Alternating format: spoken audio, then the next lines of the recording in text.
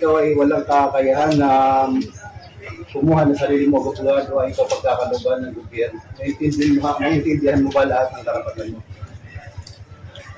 Ano lang? Tingnan namin po sa... Kung naalala nyo nung panahon ng hinuli si Digong, isa tong vlogger na to. Actually, hindi lang siya basta vlogger kasi police din siya. So, may extra layer of dapat sumusunod siya sa batas kasi tagatupad siya ng batas. Now, hindi na natin kasi makikita yung mga ibang post niya dahil yung ibang page niya wala na. So, meron naman mga nag-save nun, may nag-archives nun. Halimbawa, ito, sabi niya dito, sabi ng Napolcom na dismiss daw ako, April 25 pa ako nag-resign, gawa-gawa na naman kayo ng kwento. Mga iyakin. Well, alam mo niyo yung malungkot dito kasi, ito real talk lang tanggalin niyo muna yung political na paniniwala niyo. Isipin niyo muna yung sarili niyo kasi nawalan na siya ng trabaho eh. I don't know kung kumikita siya sa Facebook or may nakukuha siyang kung ano man dito. Pero the point here is that hindi ka naman nag-aral ng pagka-police para maging taga-yo-yo ni Pangulong Duterte, 'di ba? I mean, pwede ka naman siguro maging supporter kaso ang tungkulin mo kasi ay sa bayan muna. So, alam mo, nakakalungkot talaga yung ganong aspeto nito that I think people are missing. So, ibalikan natin yung ibang mga sinabi. Ito, galing to sa ABS-CBN.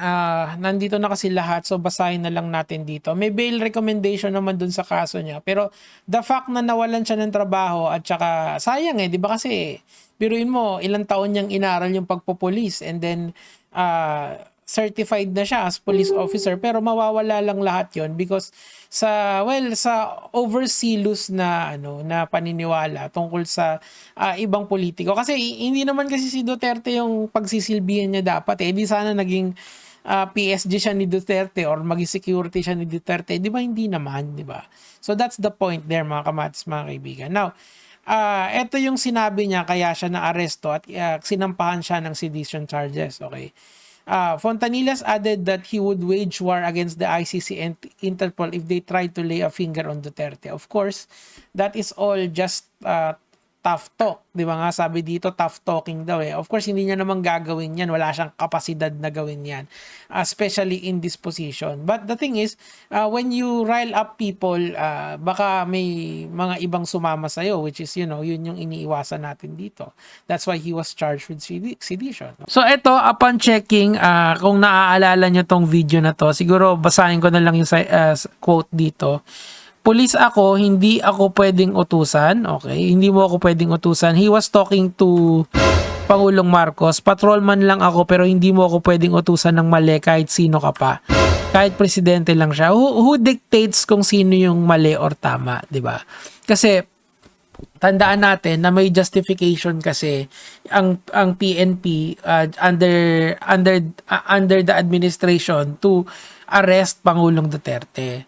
So, unfortunately for you, hindi ka naman vlogger muna, police ka muna, 'di ba?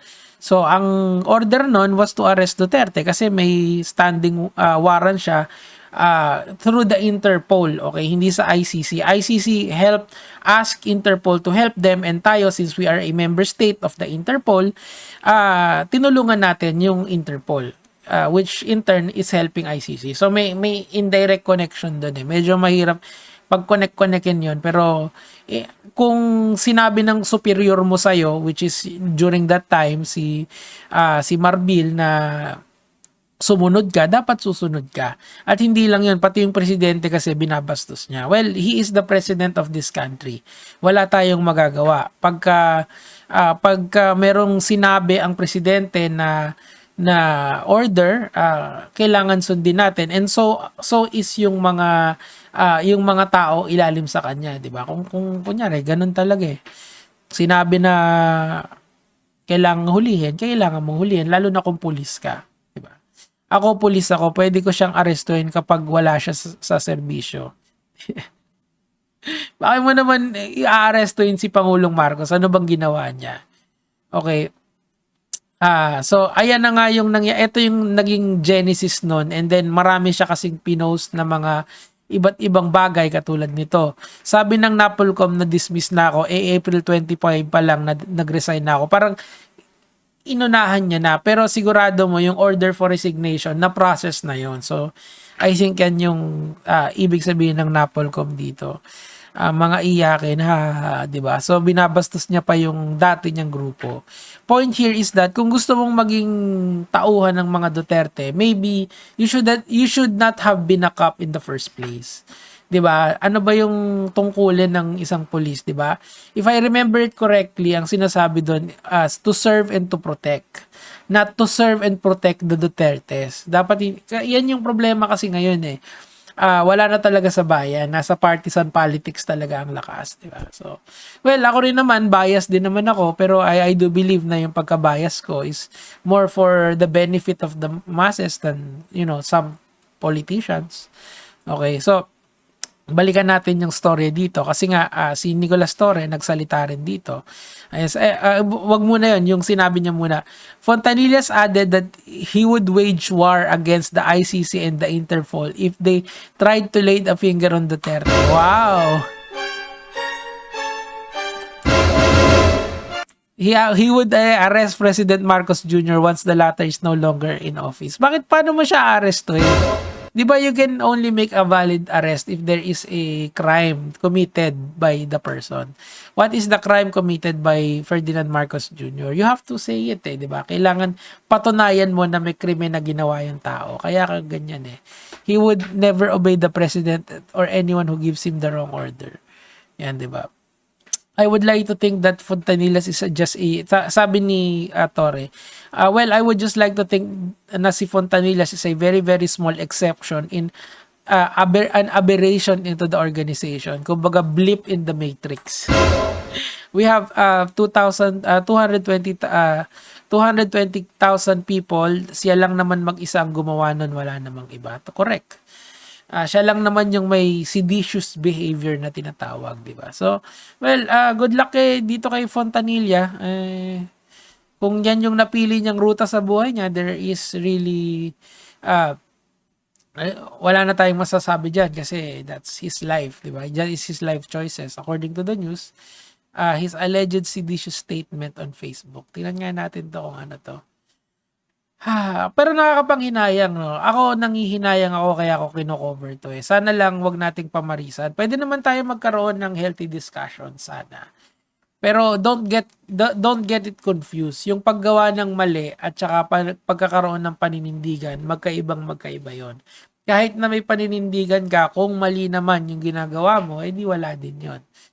Negative din yon, di ba? Kung makakasuhan ka, doon mo na lang ilagay Wag na doon sa guilty or not guilty. Doon na lang sa idea na makakasuhan ka tas aakyat yung kaso mo sa korte. That should be a reminder for you na hindi lahat ng paninindigan ay correct, di ba? Kailangan talaga sumunod ka pa rin. Follow the rule of law. Pwede naman Pwede ka naman makipagbardagulan doon sa mga gusto makipagbardagulan, di ba? Kaya tayo nasa modernong society because, there are so many rules that you need to know. Okay, I don't think that he has any following in the PNP kaya no need to warn or whatever. I-remind ang ating mga tuwan. Alam natin 'yan. Professional lang PNP, correct, 'di ba? Naalala ko nung hinuli si Duterte, there are actually policemen who were crying. Kasi syempre idol nila si Duterte. But the thing is they have to do their jobs. That is their jobs. That is the order from the upper ups na meron naman silang justification doon. And si Duterte na mismo yung umaamin na pumapatay siya. So hindi ba ang trabaho ng police ay protektahan yung life, liberty ng isang tao? So I don't understand kung bakit parang nung hinuli sobrang gulat na gulat ang marami. Ito, di ba? Ako lagi kong sinasabi sa inyo to, wag niyo pong ilagay yung bata sa kamay niyo. Kung meron kayong problema sa sistema, make the right choices kapag election na. Doon nyo lang kasi mababago yung sistema Kung hindi nyo gusto yung isang tao, you can always make a post. Just as long as the post is not libelous and not seditious, then you're all good. Pero para sabihin yung, para sa paninindigan nyo ay eto yung gagawin nyo at lalabag kayo sa batas, hindi yun paninindigan. Yun ay katangahan with extra steps. Okay, yun lang naman yung sa akin for today. Gege mga lods.